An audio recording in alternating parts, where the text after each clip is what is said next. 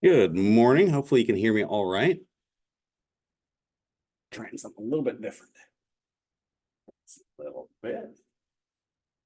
This, and then try to get a good angle here.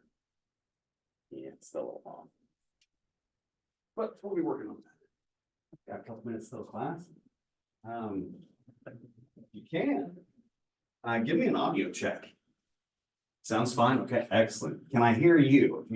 If you have the ability to unmute, can you kind of just make some sound so I can see if this is piping through sound? Oh, you know, I'm like, oh, that's fine. Don't worry about it then. We'll wait for the next person coming back. Hey, you make some sound. I know the computer itself put audio through, but last week when we were doing this, it wouldn't pipe in your guys' sound necessarily. Last class seemed to go okay, but we'll see what it does. Good morning again. Good morning. How are you today? Good. How are you? Pretty good. Pretty good. Got a nice little break between classes. Yeah. Got to run home, get more coffee. Like, definitely need more coffee. Yeah. A lot of coffee. Yes. Coffee is like blood. All right. I need to go through here and see what I've already downloaded into here. You guys may have noticed I popped in a whole bunch of stuff into Blackboard last night. Okay. That would be that one. Yeah. I'm going to download all these things. So I want to talk to you guys about this.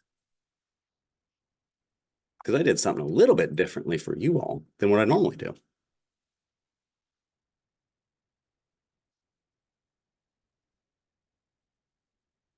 Let's see, crazy stuff going on in the world. Probably the craziest one was that there was a drone strike. Where was that? But what it was is it was against us. We had, I forget how many people died. I think it was 30 something that were injured, and now they're talking about retaliation against, I think it was Iran. So it was the back rebels from a different area, and so you got all the things associated with all the things people. Hoping that one doesn't kick off into World War, because that one does have a possibility of it. Because you start. Oh yeah. Hey, I can hear. Who's putting sound in? That would be Ty. Thank you. I actually needed that, Ty. I was just talking a minute ago. It's like I needed someone to pipe in some sound because I didn't know if I would hear anything from you guys, because I've had a couple times where it hasn't. All right, so that's PowerPoint. I think that's everything I need to download in here for today. Right here. 3 minutes. And so right now we're at 3 people. There's 4. Excellent. 2. Well, 2 online, and then yeah, I got a 2-2. I like 2-2s. They're snug. Heavy. Yeah, well, it starts out that way because basically what I'm trying to do is I'm trying to prime people to be ready to talk about the ideas. And hell, I can show you something that's funny as hell about the things I don't want you to do, and where you'll see it all over the place, that whole self-aggrandizement thing. That one really drives me nuts, because if you start getting in the same social spheres as some people you're reading about, because you will at some point if you want to, that thing is, as I'm so big and important. I do not like that at all. I don't like that in any people. And in all my classes, I'll make sure that that's an element that's like, let's talk about that for a second, because there's nothing that will slow down your career more than that, right? When you get a certain threshold, then maybe you can use that to advance yourself more. But it's like, that's a nasty way to do it. Don't do it. Do the work. And then just let the work stand on its own, and then people see it and be like, okay, you're the one I want. That kind of thing. Are you saying don't have an opinion? Not necessarily don't have an opinion. Just be a repeater of everything you No, not at all. Have opinions. Definitely have opinions, but dig in before you get one. That's probably the biggest one is from a social standpoint, the social media stuff and all the stuff that's going on in society right now. It's a lot of people who have either ill-founded or unfounded like moral outrage. And it's like, let that go. Realize that people are going to do all kinds of things. No one likes everything. And yeah, there's going to be someone out there who likes everything you hate and hates everything you like. And you got to live in the same place as they do. make sure it's based in fact. Yeah. Before you actually start rambling. Yeah. And so it's not easy to do. And since you guys are here early, You watch enough TV, that's, Yeah, you know, you see a lot of that, you know, just out in their opinion, that it's not based in anything. yeah. I'm talking about, I watch a lot of news. Nope, I went the wrong one. This is the same one. So here, I'll go down the graduate one and I'll show you guys something since you're in here early. Right here, learning modules. I'm doing it on a bi-weekly thing because I'm getting a lot of stuff to read. Put all that stuff on there now. Yeah, so I'm treating you guys as two different classes. So sometimes the way that you do it is if you have an undergraduate and a graduate class that are similar in topic, you can build one off the other. I want to do it differently, so I'm giving you guys individual classes. And so they're reading directly from the texts that these people's published while you're reading the book. That's why I had that discussion about like you can get away from the book, go over here. Like this guy right here in the 40s, 50s, I think is whenever he published that originally, 50s, I think. I'd have to go back and look. I don't remember time. Was that the master's box? That's one of them. Yeah. One of them. Yeah. But basically what you'll see is in these books, it's sort of like reading the Supreme Court opinions, how I was showing you earlier about the dissents, they're the landmarks for the arguments of the future. In this guy's, their two of them, their book, this is just some selection that I can't remember if it made, this part made it in there, if it's in the rest of the book. They literally spend a whole section where they talk about potential theories for the future.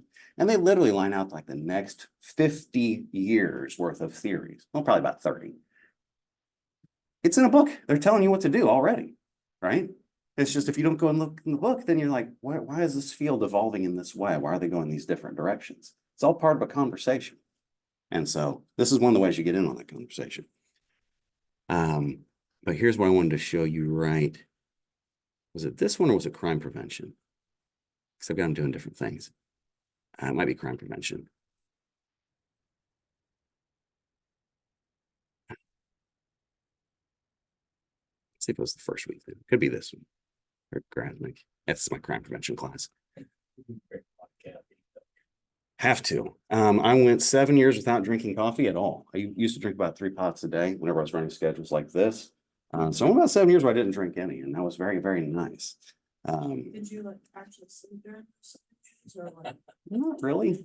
But I just wouldn't run shifts like this. Typically what I do is I play with my time schedules sort of like okay.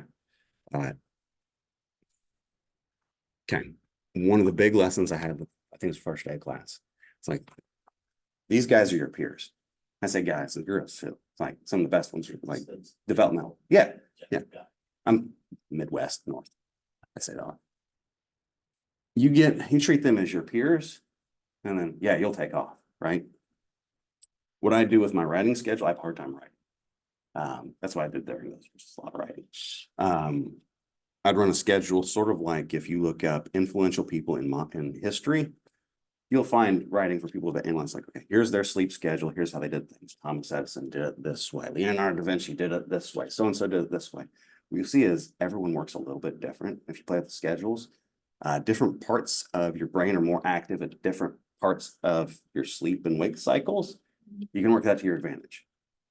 Hard to do. Most people don't do it unless they absolutely have to. And that's where I was. And so that's why I sleep so little. You get in a cycle of that, it's hard to break. I would not recommend that. But you are treating them as your peers and you can do some amazing stuff. So I think it was in here because it was this one, I think. Sampson and Grove, Sampson, Felson, 1986. Is this the one or is it a different Felson? So you Yeah. you just have them read all that stuff and then do papers or what their thoughts are on it. Starting there, yeah, they're going to be developing papers, projects. Essentially, what we'll do is they'll feed into their final project. Just like your stuff in here, you guys can do the same things. What I have them do is they're going to read it directly, and then I'll give them all the parts that they're missing through the feedback and assignments and stuff like that. Here, what I did for them, crime prevention is a little bit different than theory. In my graduate theory, what I had them do is I gave them those documents for the first week. Okay, go look them up and find influential pieces that cite them. Right. So you start building out that literature body to understand how it works en masse. It's not easy to do. This right here. So this is Marcus Felson. This is one of the guys behind routine activities theory, which I'm sure you've heard of before, right? Okay. Marcus Felson's chapter is an ingenious attempt to that right there. I don't like that at all. right? You have a chapter from the guy, you gotta, kowtow, I guess is the word I'd want to use, you're, oh, no, don't do that. You're a regular person, that kind of thing. Treat everybody as equals, treat everybody fairly. That works. So it's like, should have just put a 10 instead of G. Is that what you're saying? Yeah, you just leave out the Bad.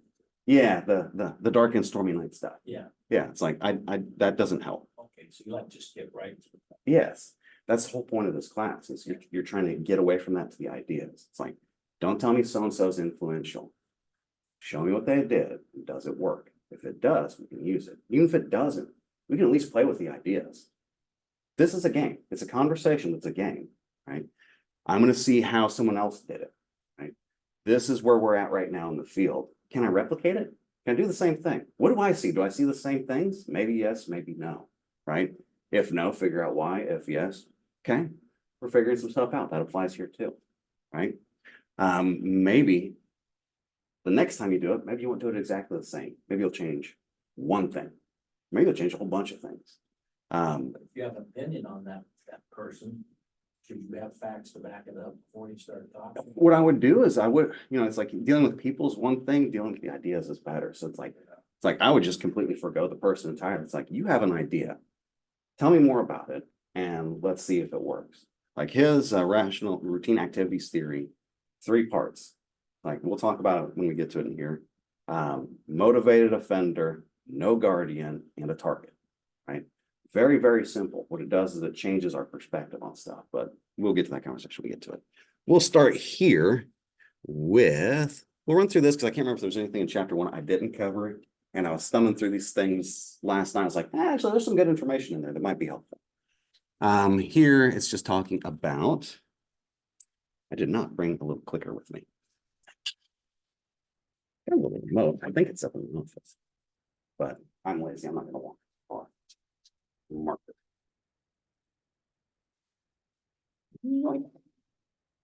Okay. So, crime and criminology. You guys are reading this. Okay. Scientific method. That's methods. Okay. Very, very important. You will get that at some point. Sooner is better. Okay. Criminal statistics. Okay. We got a whole bunch of those. That's how we start to test all the theories. It's like there's 2 different ways to do it in methods. I'll tell you about quantitative and qualitative. Basically, what you start dealing with is quantitative numbers and statistics, qualitatives trying to get into the detail. That's one of those things that you'll find people sort themselves in 3 classes. I'm a quant person, I'm a qual person, I'm mixed, right? I can do either. Me, I'm probably more quant than qual. I don't know.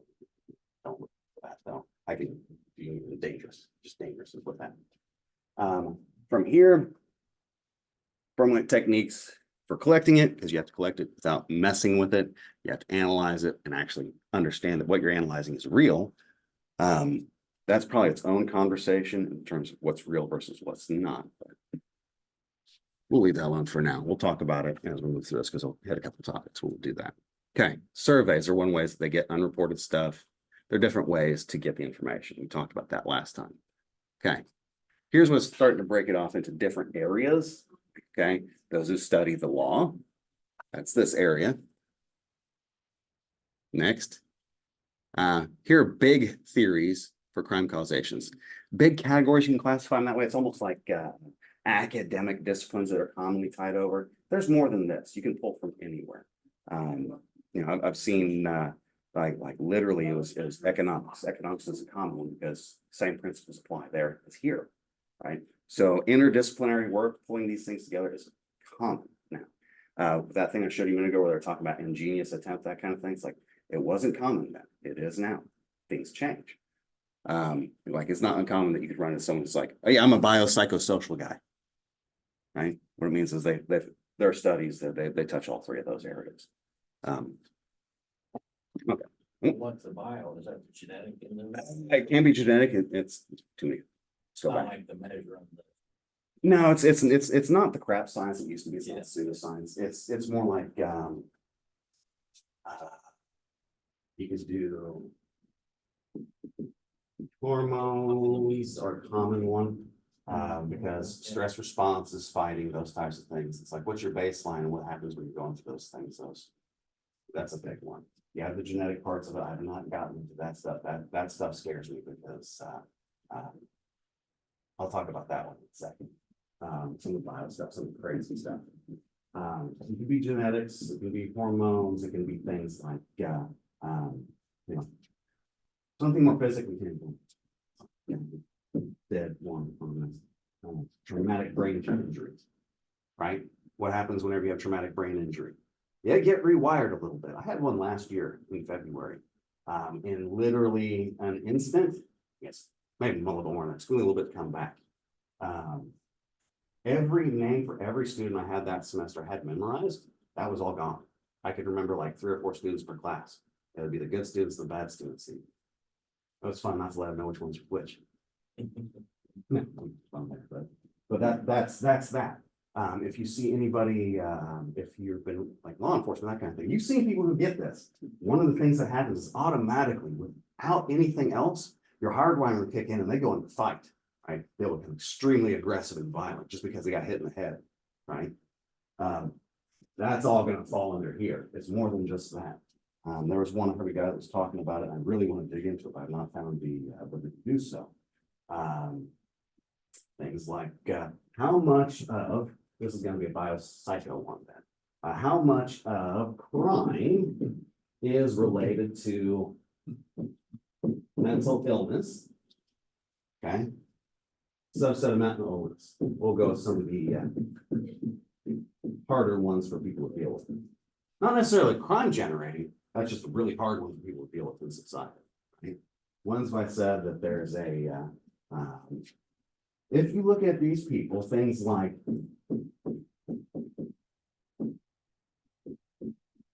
toxoplasmosis is extremely common. It's a very common disease that people get. Toxoplasmosis is a parasite you'll find in cats, right? What it does is,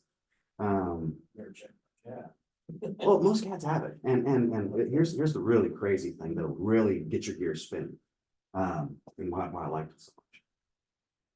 Okay, toxoplasmosis in mice, they are no longer afraid of cat urine.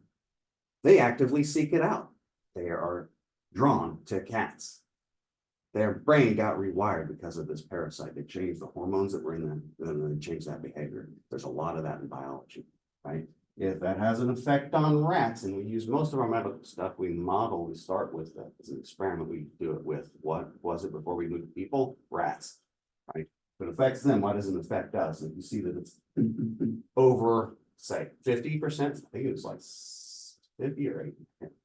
It's a huge percentage of overlap. It's like, maybe we don't have this problem. Maybe we got people who aren't cleaning their cat boxes, right? Schizophrenia drops by a huge margin in a generation, if it turns out right, and that could be someone that here starts that.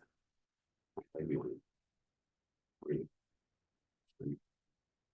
that one's a hard result of stuff involved. I would not start there for a first time. That's a daunting task. That would be like 2-3 projects down. That's one. A lot involved with it. One that's actually tested. So that's right. I use this. All right.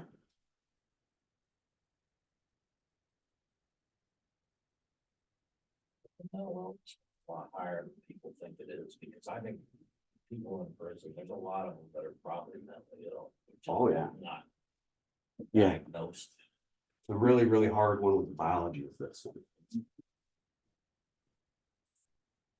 That's the hard one. Right. That's the one I don't want to talk about. Okay. Let's see what this thing says. Biopsychosocial. Okay, explaining criminal behavior. I'm trying to remember what the book said about. Basically what I would take from this next section, because it's probably going to do this across a couple different types. No, it just did it for that one. Some theories focus on specific behaviors kind of thing. And so they'll be very, very specific to whatever issue you want to study. Part of what we're gonna do in this class is not this week, but next week I'll make our first. Maybe assignment or something like that deal. And what I'll do is I'll tell you, they'll be related to the term paper. Look through there, try to find some type of theories, one that interests you, and give me any type of social issue that you want to dig into, right? From there, you develop the project. So we'll do that. Let's see. I don't care about that. Explaining criminal behavior. Yes. Okay. Penology, you're dealing with corrections. I'm not a corrections person. I don't know what I want to say about it. There's a lot of stuff to talk about where you start talking about some of the different theoretical things involved in that, but we'll get there when we talk about that theory specifically. Victimology is its own branch of theory too, because then you're dealing specifically rather than dealing with crime or dealing with the offenders, now you're dealing with victims. That's part of that thing I mentioned the other day. We're trying to put the bookends on the issue. How big is the problem? That's one aspect of it. The other aspect of it is, yeah, there's a whole lot of people that go through a lot of really bad stuff. How are we going to handle them? That's our responsibility, right? Oh, here's a good one that'll help you kind of frame things in terms of current issues and lack of people's understanding. And cross-read this with that. The hot button issue, whatever interests you. Let's say you like guns, right? There's a whole lot of stuff on it you can dig into, but think about it this way. The common argument you see in society is, why is your right, your access to a firearm more important than my right to live, right? Okay, when you start thinking about theories, you have to start thinking about the causal directions of things. Direction matters. What I mean by that is, that person there, they had no controlling factors of the incident that led them to be put into that position. What we do is we, as a society, have control over what resources that person has when they find themselves there.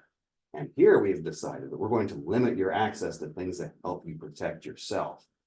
So it's not that we're responsible for everyone that dies, it's we're responsible for ones that die as a result of the actions that we take. So everyone that's denied a firearm who would have had one otherwise and didn't, those murder statistics are on our hands. They are. Those are the ones that matter.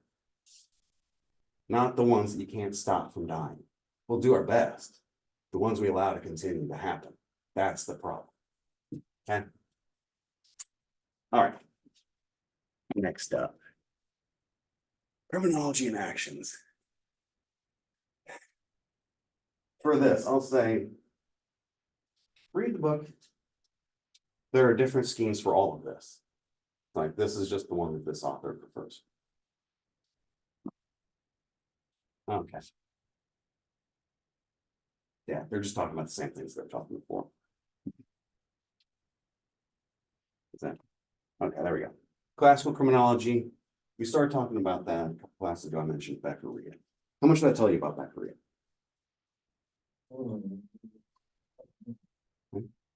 About classical criminology is, it's your decision, your free will, and Yeah. that's part of it. I don't know. Yeah. So people choose to commit crime. And so from there, what you have to do is, all you're doing is you're planning from that. Kind of way the good. and Yeah. bad, but This is the one that spins out into deterrence theory, into rational choice, into basically everything like routine activities theory, all that stuff. All of this will take its roots here, right? Very practical, very functional, but not always what you need to be doing. Okay, positivist. Different classification types.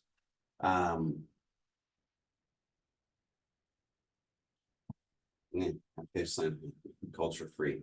There you go. Predicting, explaining social phenomenological manner. Empirical, free. That's good. Not all of them are like that. Okay, sociological. This is what I started talking about last time. This is the backbone for our field, right? You'll have the classical stuff that's going to deal with the systems. That's also one of the backbones. It's like yeah, this is just so many multiple areas that we have to face, kind of thing. This one's sociological. Start talking Durkheim here. We talked about that last class. Chicago School comes shortly after. They're building off the same works. There's a whole bunch of stuff there. Probably a chapter where they'll spend some time talking about it. If not, at some point we'll sit down, I'll run you through the actual theory itself, if that's the theory that you're interested in. And depending on how much time goes in. It's like, right now we're sitting at what, 5 people in this class? I know that one person wasn't gonna be here. If we lose any more, I'm some ways that's concerning, in other ways that's really good, because what it does is I can have more individual tailored to you guys, which means more stuff, which means future. Okay, individual socialization. What was that, like your family, or, you know, how you're brought up, like how, like people, what you learn, like what's right, what's wrong? Yes, all of it, all of it. So, like the Chicago School, their social disorganization. Basically what that is, okay, bound yourself in the time for what's going on in Chicago. But what they did there is they studied, several decades of immigration in Chicago. World's a little bit different whenever there's, famines and things like that. What would happen is sort of what people do. They don't really report on it so much now. Is everyone gets up and leaves because there's no food there. If they stay there, they're going to die. Right? Yeah. And so just about once a decade, you'd see a massive wave from a different place in the world here, right? Coming in right off the pier, right off the boats, right off of, what would be Lake Michigan, right? That's that area, when you look at the city itself, what's gonna be right off the pier is your industry, is your shipping stuff, your building stuff, you need to get it out. The further inland it goes, the more expensive it gets. So it's right off the pier. Which also means that all of your dock workers and all that's gonna be pretty close to the piers. All of your industries gonna be real close to piers. We don't pay those people particularly well. Life sucks for them. It's unclean, it's unhealthy, it's unsafe, right? When you're coming in and you've got nothing and you're starving to death, guess where you get stuck? With those people, right? Where there's already problems there, so everything gets worse, right? So what they did is over several decades, they started charting juvenile delinquency. And it wasn't just them, it started with their mentors beforehand. That'd be Parks and Burgess and others before them. Right? So this is like not just 30 years worth of information they gathered and made available to you. It's actually a lot more than that. It's lifetimes worth of stuff, literally. As looking at it, what they found was, okay, as people are coming in, they're trying to figure things out and acclimatize to this society. Here's the process through which they do that. And here's how it affects crime, because it most certainly does. And then usually within a generation, that new group, they've reorganized, crime dissipates back to normal levels with the rest of society. It's really weird though, because that's not always what happens. But if we really get into that, I'll start showing some other cool stuff. The culture is different, that's why, right? Oh, yeah. Be cold, yeah. Culture is the biggest driver. Yeah, the culture is the singular driver. It's really interesting to see how different criminal things co-opt different aspects of different cultures for different purposes, like gangs and things like bravery, self-reliance, autonomy. It's like as soon as you bring in the criminal enterprise, they'll look for those same characteristics and they'll pump it in the negative direction real fast. It's amazing to see in a really bad way. But yeah, and so if you want to get in sociological stuff, socialization stuff, that's all of your learning theories, your labeling theories, all of that stuff's going to fall into those types of categories. Mafia fit into there anymore? Chicago school, or was it alcohol? Chicago does have definite ties to, yes. I haven't dug into Chicago gangs much in the last, not a long time. Last time I got into that was probably about 20 years ago. And I was reading old books, and so it's like basically what I was taking was a class that focused on gangs, trying to enact some of these changes that we're going to be trying to do. Like I'll show you that these people are trying to do in here. It was really interesting to see because it was about, I don't think it was a decade. It was a few years worth of a guy, researcher goes in, starts analyzing this whole neighborhood, this whole dynamic, and then he starts bringing grant money, build up shops, build up the industry in that neighborhood. Fixes it, and then once the money dries up, it goes right back. So it's like, oh, yeah. It was one of those things. It's like that one was kind of self-defeating. If you want to talk about, They're not in it, the industry, they're not in it. well, They're making money off the government. yeah, well, it's opportunity is what it is, and a lot of people are looking for really easy ones, and they think criminal ones are easier ones. And I don't understand that, but they certainly do think that. That's not all of it, but I mean, that's one element of it, isn't it? But there's a whole lot to talk about there. So you got those types of theories. Here we start getting the conflict theories, you could say Marxist to some degree. It's not just Marxism. It's not just what do you want to say, social or communism. It's like the spectrum stuff. I don't care about that so much. Basically what it is what they're trying to say here is there's something between the classes or groups of people that's at play here. Karl Marx originally was, these two is economics kind of thing. Doesn't matter what groups you put here, you can put any groups here. Usually this is a lot of stuff related to race issues and things like that. Yes, there's a lot of conflict here. Critical criminology here is crime is a product of capitalism. It's like, yeah, well then, go to Venezuela, right? You'll see it's like, no, crime is just part of human nature. Some element of it is. How much of it is that? And is that why we rank so high? And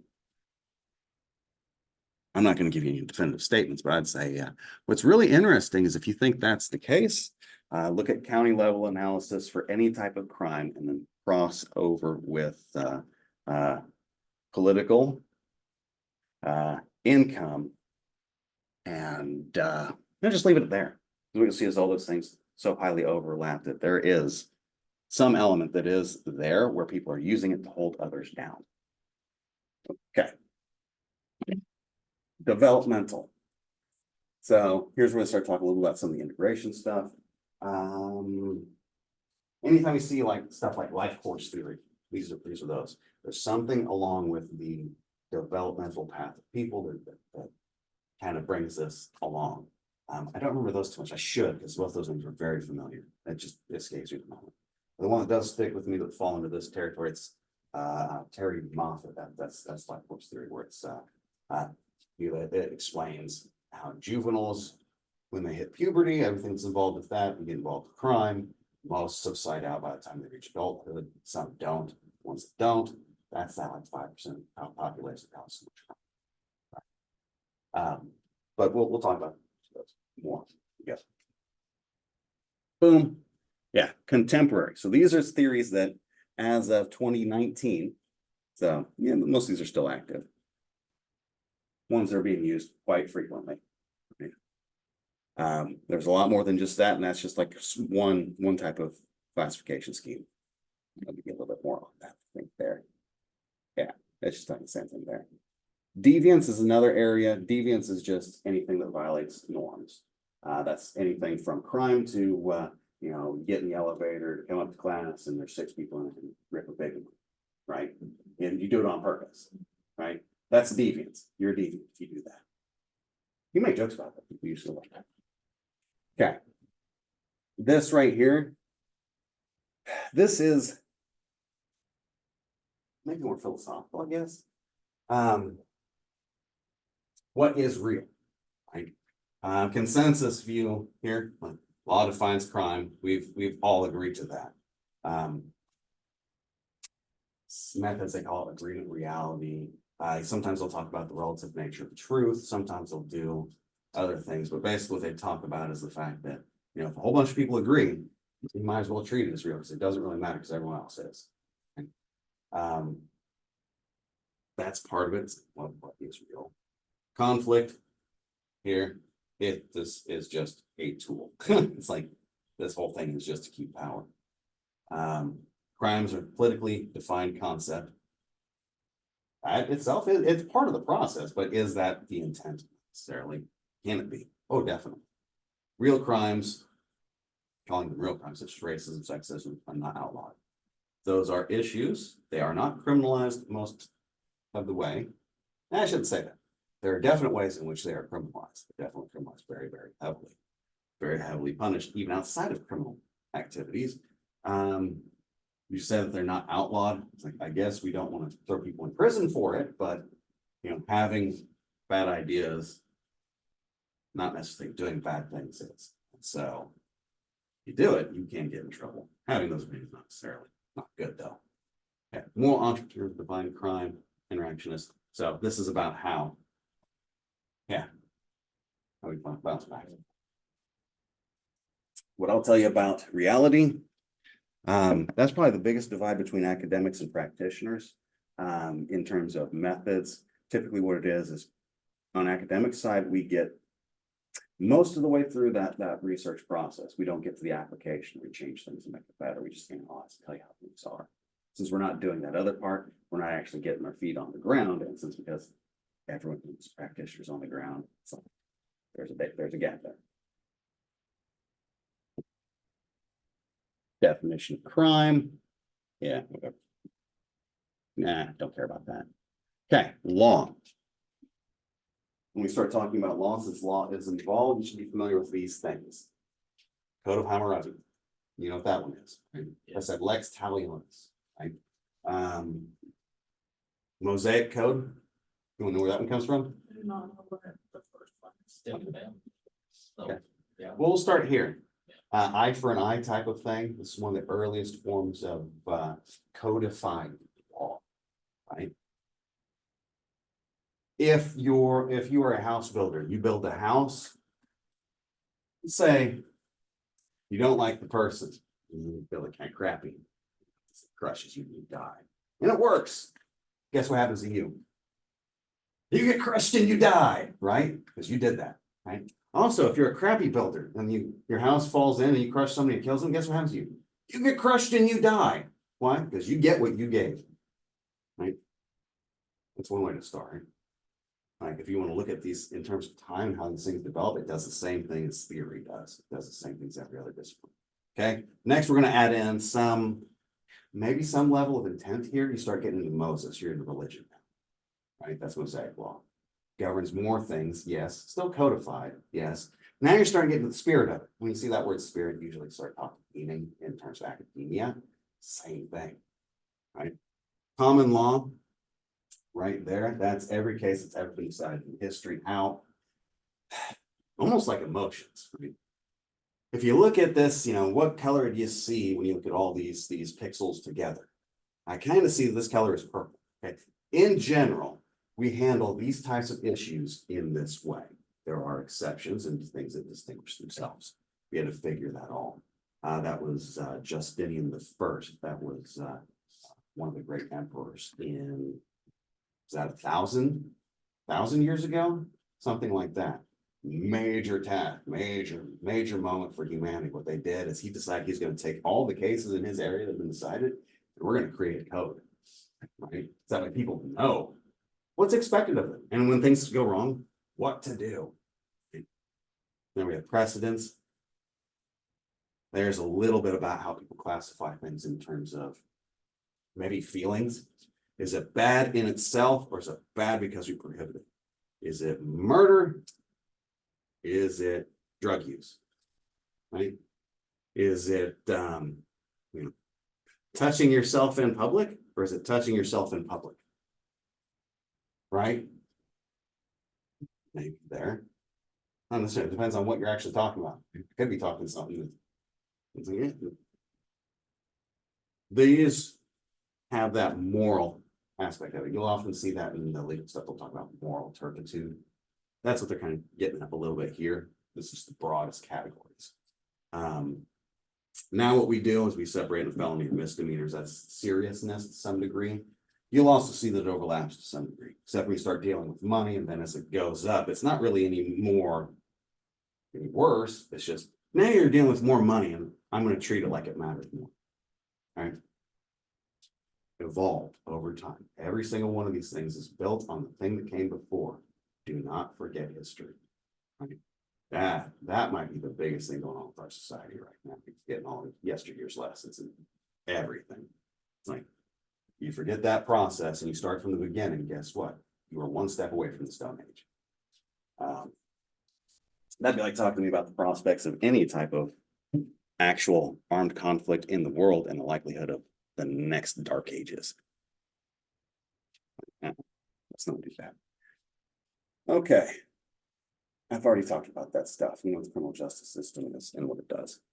Boom, what to study. Whatever. Okay, we can get rid of that. Boom, that one is definitely done. Nature and extent of crime. Here's when I start talking about the UCR. I did this last class a little bit. You have UCR and NIBRS, those are your official numbers. Nothing there. Always an issue, right? Just compiling it, it's gonna go through thousands of people's hands. Like just compiling it, not when you actually analyze it. So you can add in a few more thousand. These numbers are gonna vary a lot. That's also gonna bring in the question of validity and reporting issues, all of that kind of stuff. Is it real? It's the best we got. Yeah. This is kind of a good lesson for anything process related. Any action is going to take multiple people. Just that fact alone causes errors, right? That's every system you'll ever interface with, every business ever. Okay, there's NIBRS. I'll tell you a little bit about it.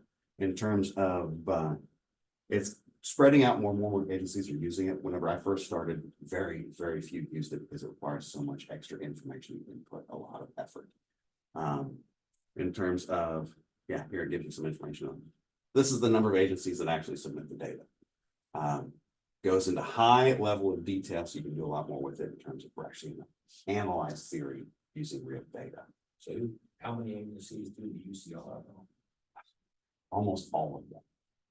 I'd have to look up to see what that ballpark figure is, but I'm thinking it's something like 80,000 law enforcement agencies. I'd have to look that number up, but I have no idea. So that one's Very low because it is very difficult.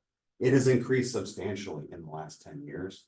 Because whenever I want to say it was like 10% of agencies, something like that started. Whenever I can't remember what it was just so low, it's pretty new. UCR is straightforward.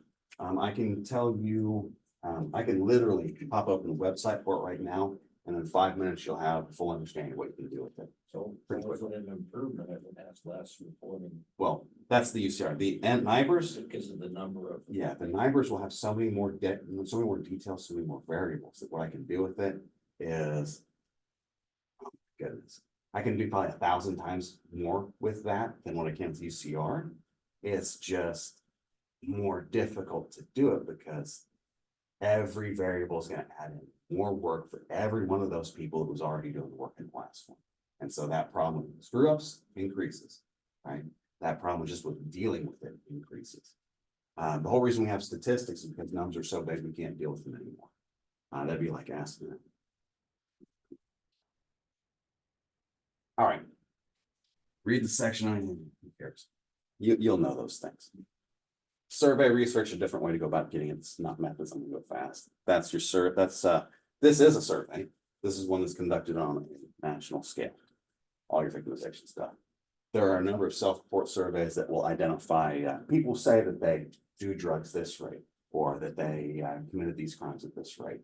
A good one would be monitoring the future. That's for drug use. That monitors what is it, 12 to 24, something like that age group across the nation. They don't get everybody, but they do it in a way that it should be representative of most of the population. Okay. There is an example of what some of that data, those reports will look like. Nothing fits. So, strengths, weaknesses. We talked about that last class. Evaluate. Still doing that. Okay, keep moving. It didn't move. Okay. This starts talking about delinquency or crime, which things are committed most often. The nature of crime is it does this.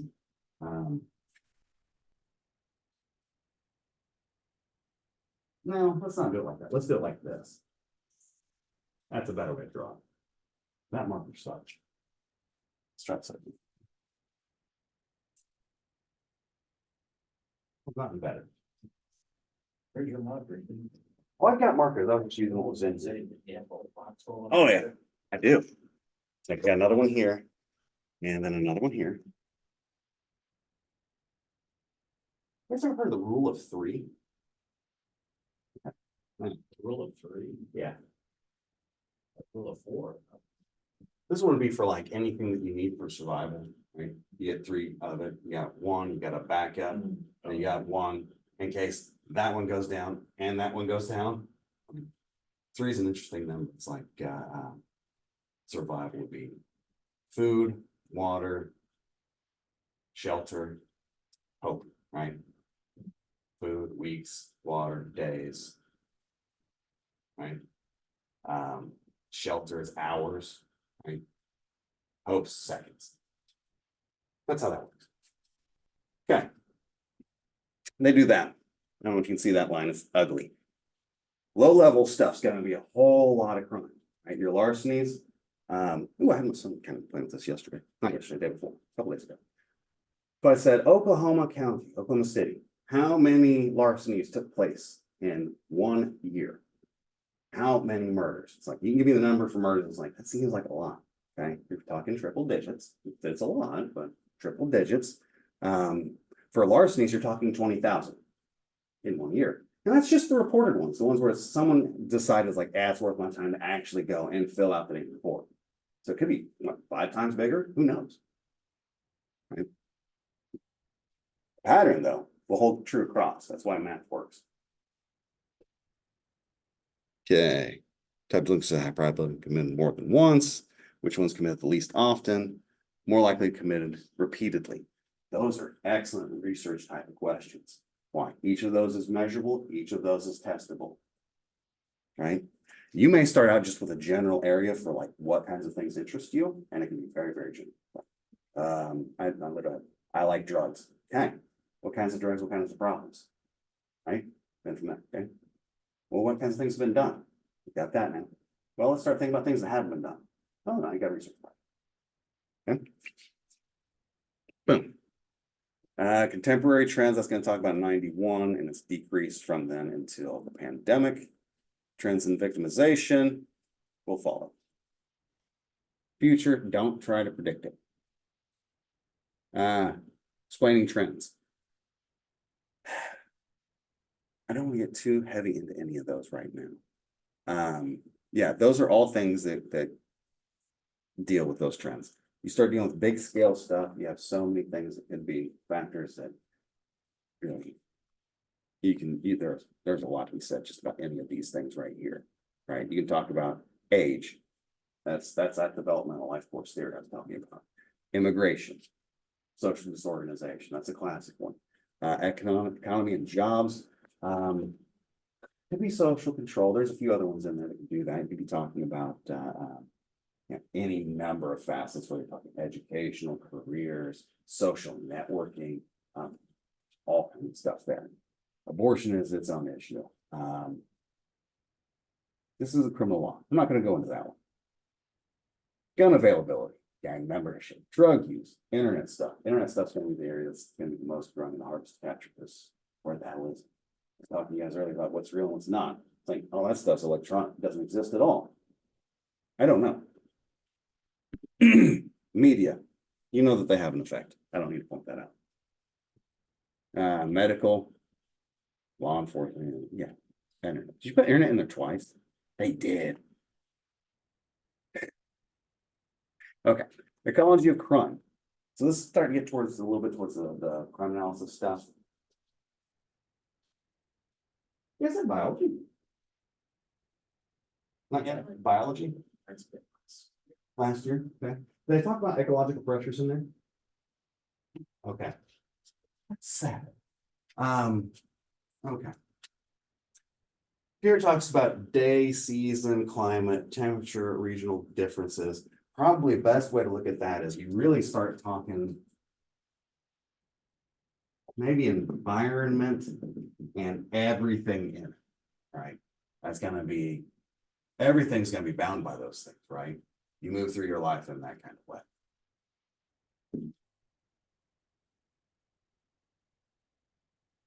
Okay. From there, lost my train of thought. I need more coffee.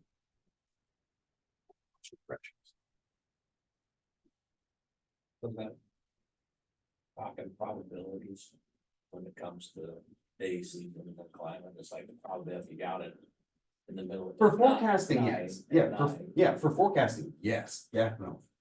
There's the side of we're gonna analyze where we're at and then we're gonna forecast it.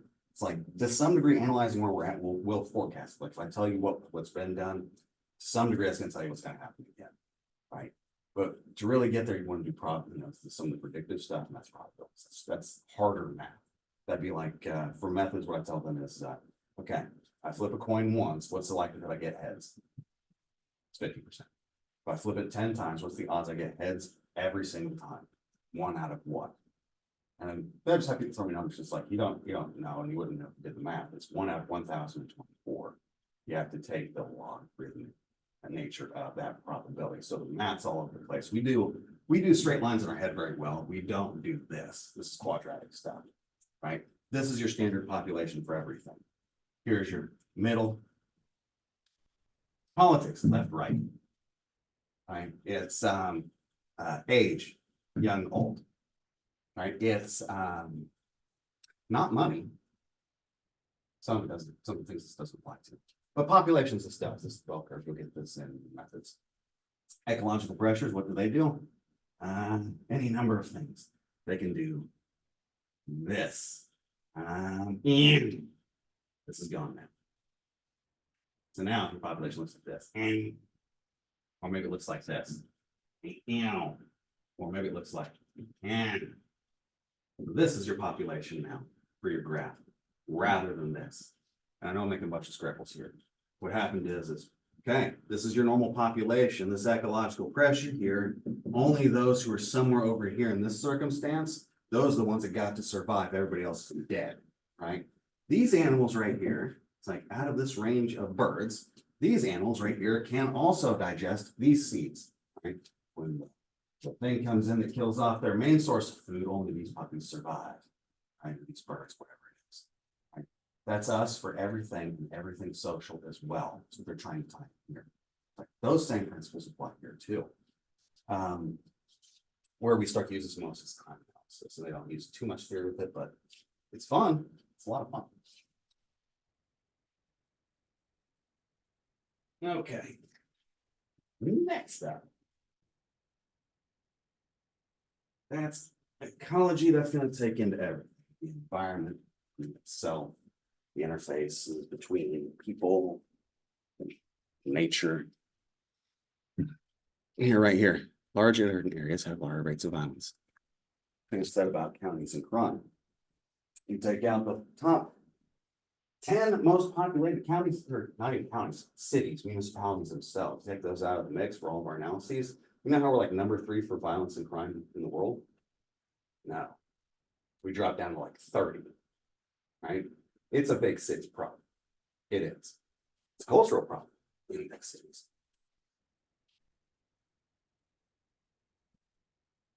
All right, co-offending and crime, we've talked about that already. Group activities, that kind of stuff. Gender and crime. And you're starting to deal back with biology a little bit there too. Biology and socialization. You have, of course, everything that's related to differences from them. Physically, or psychology, personality. Like, are there on average differences between those groups related to traits? Yes. Politics? Yes. Right? People think differently. When we start analyzing groups, they'll look like this.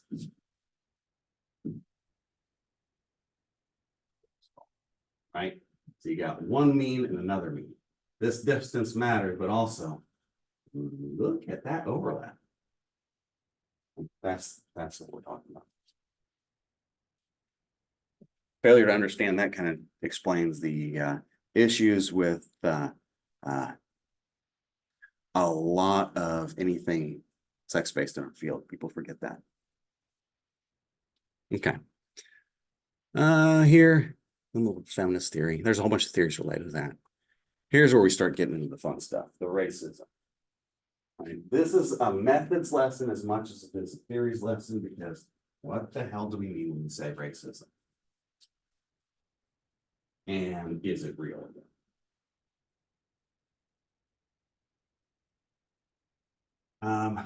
Institutional.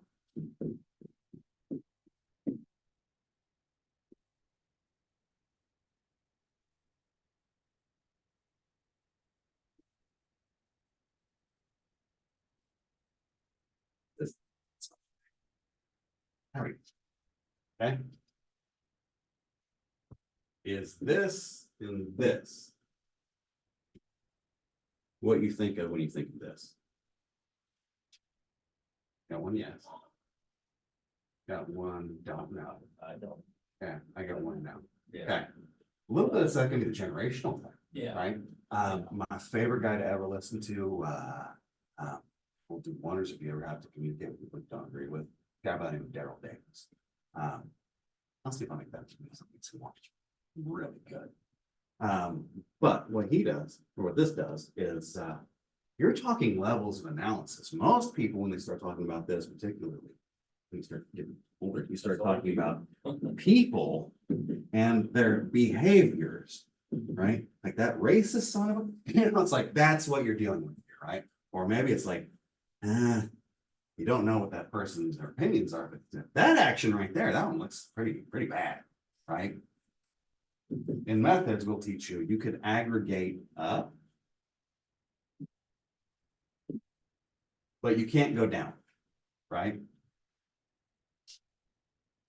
If I analyze people, I can come to a determination about people and maybe the institution, if I've got enough institutions, maybe how that whole system works, right? If I don't, I can just make an assumption here, maybe. If I have that, if I don't have this or this, I got nothing about the people involved, right? Make that very clear where it comes in terms of analyzing stuff in our field. Police Department X has a disproportionate arrest rate between its minority and majority population. Okay, why? It is institutional racism. It will get labeled as that because it is a disproportionate. Is that this? Yeah. No way to tell, right? I need to go in there and deal with these and that, right? I see it here. That could be anything from one process error, one person who's got control, or maybe just people aren't paying attention and there's something going on in certain areas of the city that's driving it. There's no way to separate those things cleanly. So you got to figure out a way to try to make sense, right? Most people don't want to think about it that hard. So they'll say this and this and this are the same thing. No, right? Yeah. And so when you start dealing with, okay, you work in this area or you work for that department. You son of a, no, that's not how that works at all, right? That's a great way to shut down conversation. It makes the problem a lot worse. You'll see that from time to time. You won't see it as much with academics in a field, but that's one you'll run into all over the place. Do you think at maybe one point in time, yeah, the answer was yes? Mhm. I mean, back in the. Oh yeah, you start talking about like redlining and things like that. We progressed. Oh yeah. Like now, it's like, well, maybe there's some, a little bit, but Yeah. not. Well, that'd be like talking about redlining, the practice of banks and how they lend monies to minority families so they can buy houses, and they'd only do it in certain areas so they control the cost of housing and control that problem of, I don't want a black person in my areas. Yeah, that's exactly, it was the exact same thing. But there's Right. laws against it now. Yeah, so Things have changed a lot, believe me. yes, they have. But I think we ran out of time. I talked a lot. Do you guys feel like you learned some stuff? Yeah. Good. I will see you on Monday. It's like fuzzy now. It's like It It's is. there, but it's. It eventually it'll all click together. Some of these classes are like that. They kind of have to be. And sorry, but No. it's good. Makes you think. Yeah, that's the thing. All right. Well, I'm gonna think about taking a nap. So what do we? I mean, are we getting close to getting where we need to be or? Yes, we're almost there. So what'll happen? Chapter 3. Yeah, we're almost caught up. So I'm going through all the points and Yeah, looking to 'cause I see. remember we didn't even do one at all. Yeah. Kind of going backwards. Yeah, well, we lost that first week. I needed to have a talk with you all to kind of shift people's perspectives, understand the expectations for this class. I don't want you guys just come at this class like it's a book. I want you to come at it as, okay, this is a key that will unlock a lot of things and figure out what door you want to open. Exactly, when you're talking. Yeah. People, what they want to do. Yeah, it's like you get that scared look. If You'll this see is it. if this is Yeah, the only other time I run into people who give me that kind of a reaction, like I get it when asking people what they want to do when they grow up here. And then the other time I'll get it is whenever I'm dealing with the older crowd and asking them what the purpose of life is. right? And it's like, yeah, I don't have any clue, Well, but like with if- me, it's Yeah. I'm not even worried about when I grow, well, maybe I am when I grow up. I might be 100 years old, that's how I grow up. yeah, never grow up. That's the other thing, is keep that, But that interest. I'm kind of just doing this because I'm bored. Hey, that's good. That means we got some time. We can play Yeah. some stuff. That's Well, cool. my wife's. We'll I'd say, well, this will be fun. This will be really good. You'll like it. I really enjoy it. Right. It's just I'm not.